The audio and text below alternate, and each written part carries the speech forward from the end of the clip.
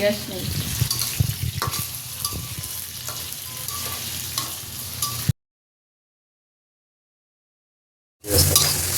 পেঁয়াজ পেঁয়াজ দিয়ে হবে বেরেস্তা?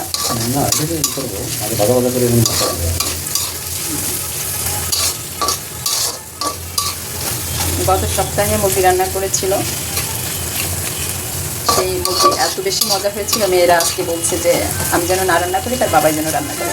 তো আজকে যেহেতু ছুটির দিন, ওই জন্য তার বাবা মুরগি রান্না করছে, কিন্তু দুঃখের বিষয় গ্যাসেরই অবস্থা।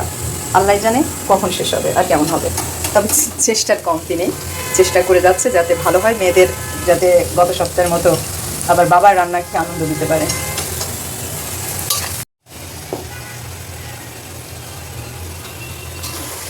অল্পই রান্না করা হচ্ছে, কেননা আসলে মুরগি একবারে বেশি দুইবার বা ফ্রিজে রেখে খাওয়া যায় না, যাতে একবারে শেষ হয়ে যায়।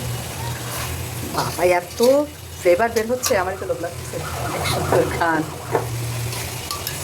এই যাচ্ছে বাবুর্চি।